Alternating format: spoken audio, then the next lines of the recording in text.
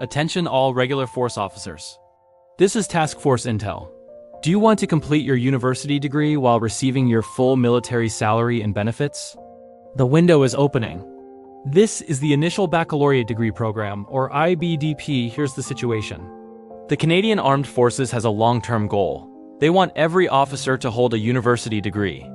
If you're a commissioned from the ranks officer, or if you commissioned through a plan that didn't require a degree, this program is your golden ticket. It's designed specifically for you, so what's the deal? If you're selected, the military sends you to a Canadian university for up to 16 months. That's 4 full academic semesters. During this time, you are considered on duty, but your place of duty is the classroom. The military pays for everything. Your full tuition, all your mandatory student fees, and your books. And the best part? You continue to receive your full, uninterrupted military salary and all your benefits. You're literally getting paid to be a full-time student. But before you get too excited, let's talk about eligibility. You need to check your SICs and make sure you qualify. First and most obviously, you must be a regular force officer. This program isn't for reservists or NCMs. It's specifically for commissioned officers in the Reg Force. Second, you must not already have a bachelor's degree. If you have a degree from another country that wasn't recognized, or if you're a few credits short, you might still be eligible, but if you hold any kind of baccalaureate degree, this program is not for you. Third, you need to have some time in. You must have served at least 3 years after becoming occupationally qualified in your current trade. This is your OQ date, not your commissioning date. They want experienced officers who have proven their commitment and competence in their field before sending them off to school. And fourth, this is a big one, you must be able to complete the entire degree within 16 consecutive months. This means you can't be starting from scratch. You need to have a significant number of existing university or college credits already banked.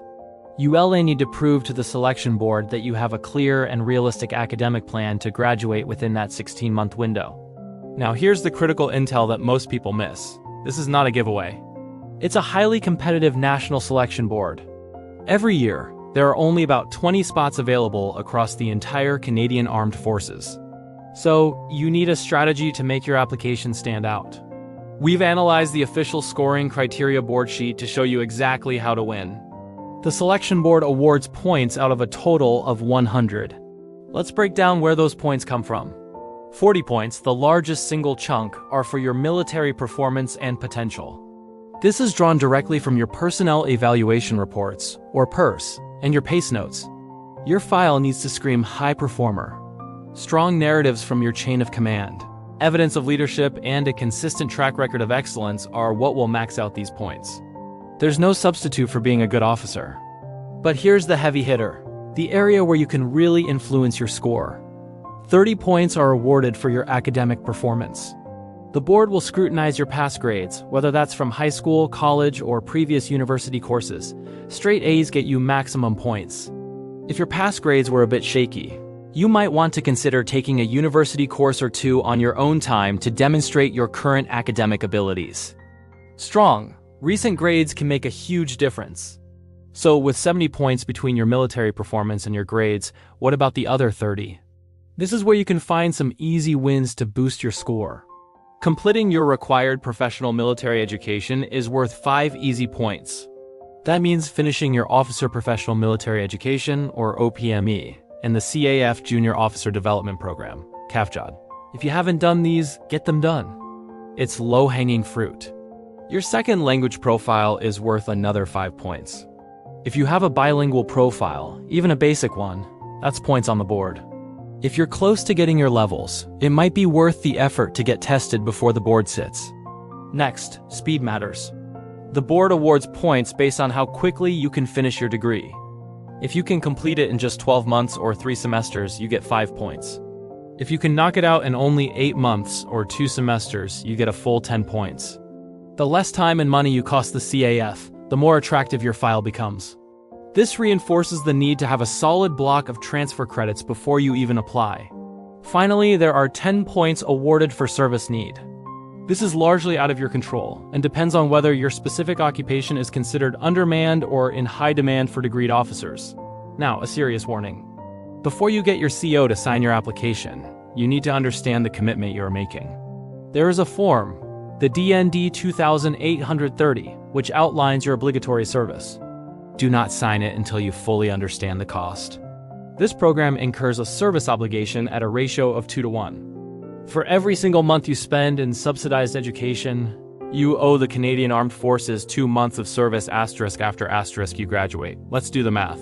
If you take the full 16 months of schooling, you will owe 32 months of obligatory service. That means you cannot voluntarily release from the military for almost 3 years after you get your degree. Make sure you are prepared for that long-term commitment.